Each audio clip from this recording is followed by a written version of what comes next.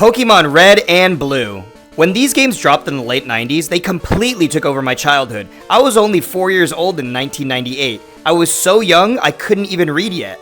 I remember it like it was yesterday. It was Christmas of 1998. Me and my family had gone up to Jersey to visit some family for the holidays.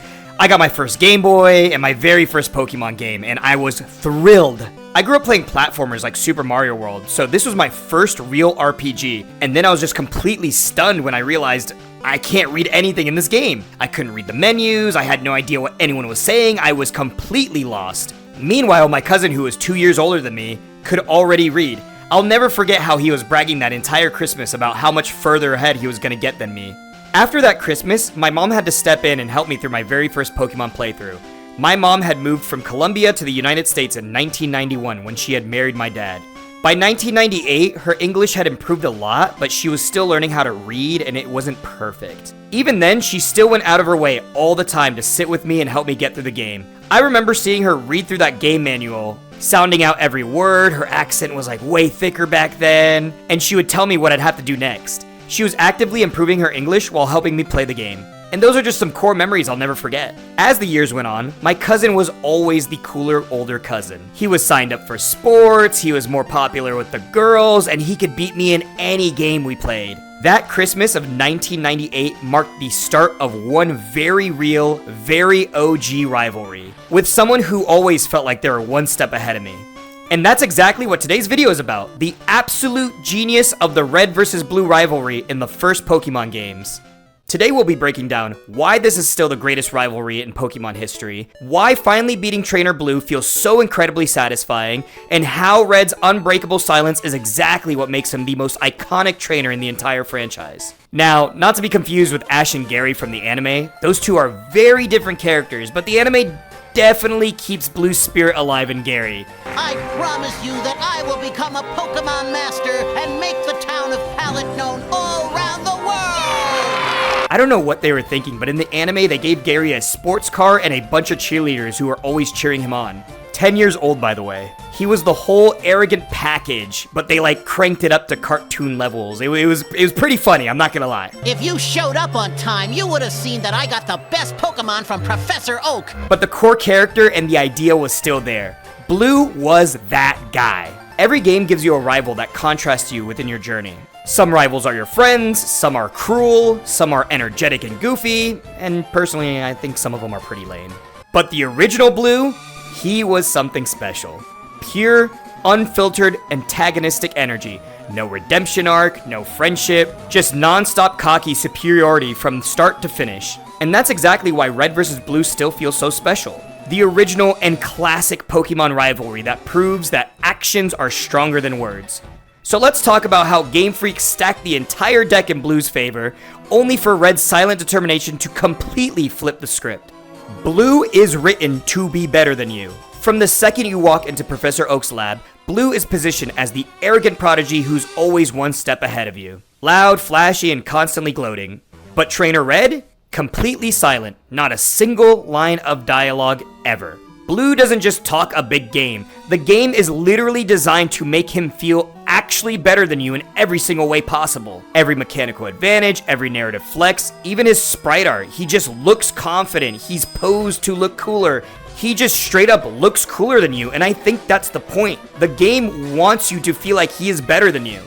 The game design favoring Blue over you begins the moment you choose your starter. Bulbasaur, Charmander, or Squirtle. Doesn't matter what you pick, Blue will always pick the one that has the type advantage over the one you picked. And then immediately he challenges you to a fight inside the lab. From the very first fight in the game, you're already at a disadvantage. This game does not believe in fair fights when it comes to giving Blue any advantage possible to make him feel like the better trainer. He shows up at the worst possible moments, right after you've crawled out of brutal caves, whenever your HP is low, out of potions, or just when you least expect him.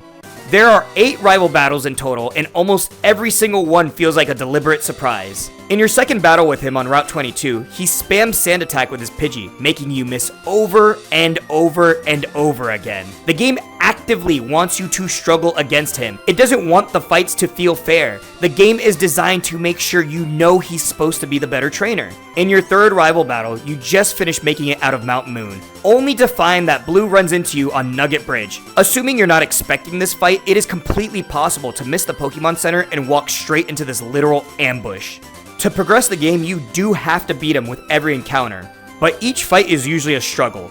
And even when you beat him, he always makes some excuse. At the end of the game comes the biggest narrative punch in the gut. You grind through all 8 gyms, conquer Victory Road and the Elite Four, only to walk into the Champions Room and find Blue, already sitting on the throne.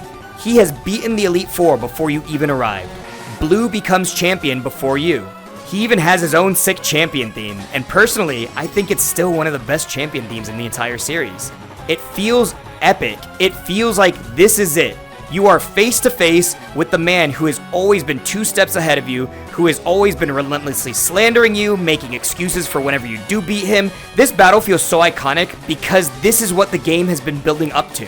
The moment you narratively take down Blue and dethrone him for good. The most satisfying moment in the entire game comes after you defeat Blue and he says, "My reign is over? Already?" For the first time in the entire game, he finally doesn't make an excuse for your victory. He genuinely admits defeat, and it feels like the cherry on top of everything you've worked for.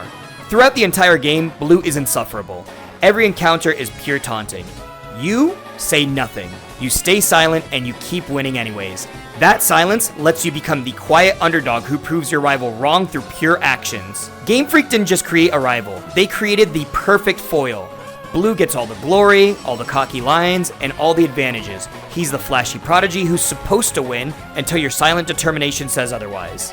That final champion battle hits so hard because of the contrast. Everything finally gets repaid when Blue finally falls and admits it. And the ultimate irony?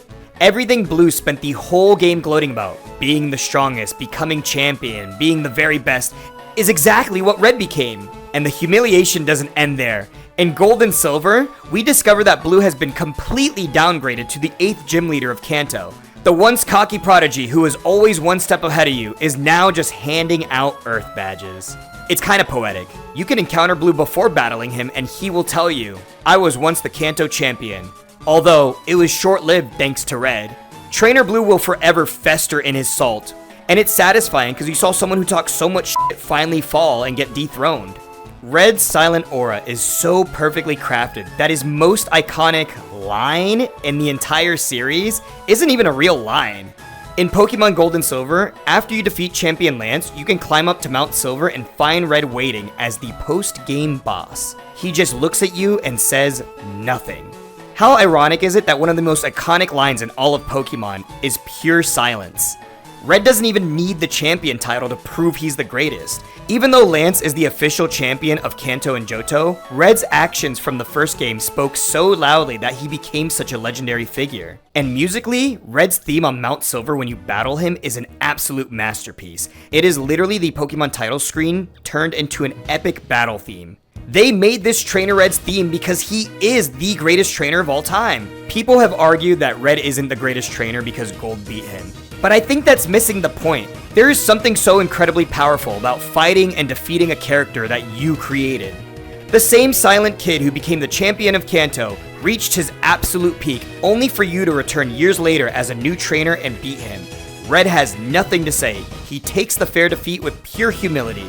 Win or lose, Red remains silent, humble, and stoic to the very end. And that's why this rivalry still hits 25 years later. Thanks for watching, and as always, thank you to all my wonderful Patreon supporters. Until next time, smell you later.